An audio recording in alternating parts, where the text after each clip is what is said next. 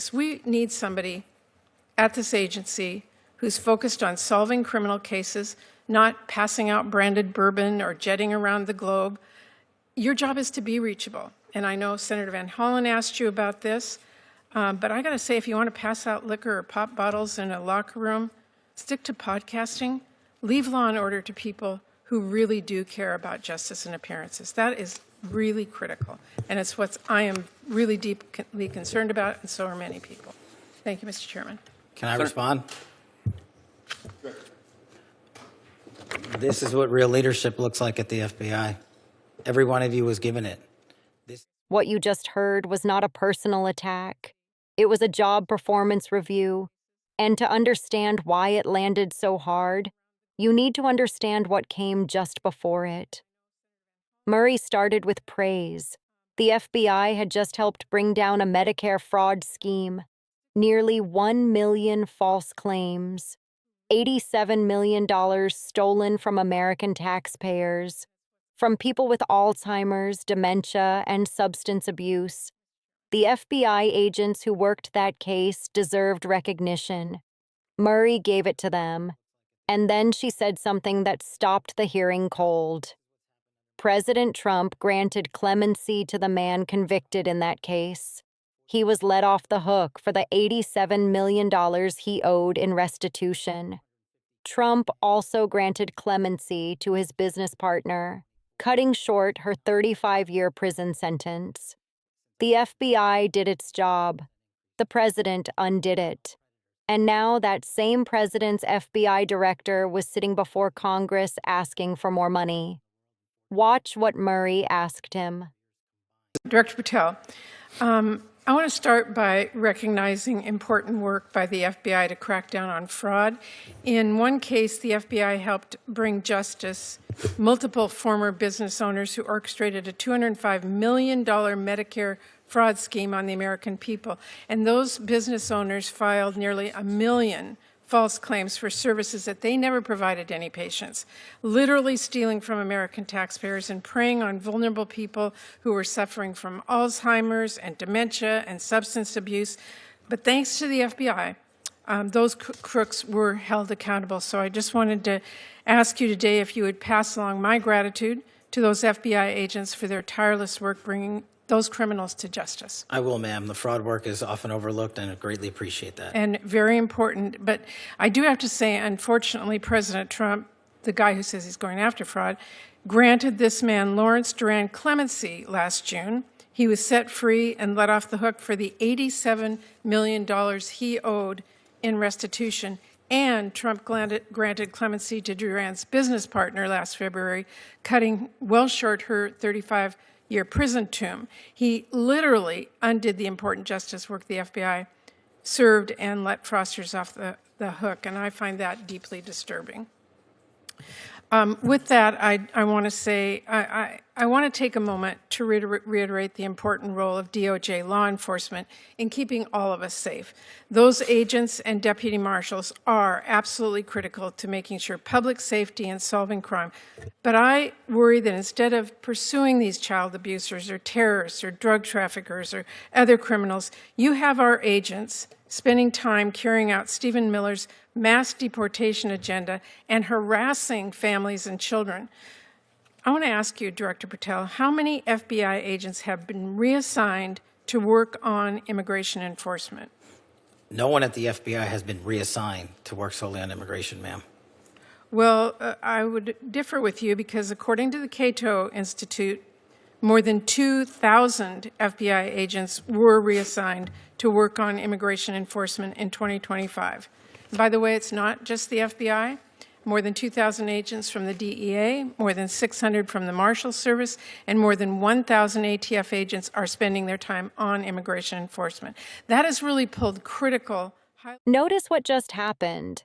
Patel said no one was reassigned solely to immigration.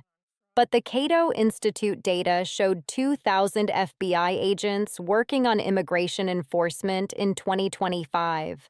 Patel's answer and the data are not the same thing. And then Murray raised something that had been happening all hearing. Patel had been polygraphing his own employees, not to catch criminals, but to find out who was leaking negative stories about him to the press, using FBI resources on his own staff to protect his own reputation. Murray asked him to commit that no agent hours had been diverted from counterterrorism or violent crime to work on Patel's personal lawsuits and negative press coverage.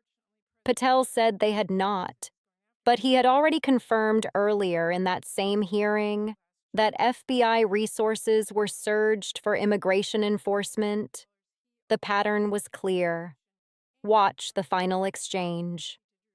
Biden administration, I asked Well- if you can commit to this committee that no agent hours have been pulled from other work. We have not done so. Okay, well, there are reports that are using FBI resource to investigate journalists. You are saying to this committee today that that is not true. That's correct, ma'am. Okay, well, let me just say, Director Patel, we need a serious budget, but we also need serious leadership. And I will say this, there's one clear priority in Trump's overall budget, and it isn't law and order, it is war. Because while Trump is proposing cuts to programs that really do keep people safe, he wants to increase war spending by $500 billion. And I don't need to tell anyone here we are not going to bomb our way to safer communities. So I intend to help rip that budget up and write bills that keep families safe. But beyond that budget, we need serious leadership at the FBI that the American people can trust.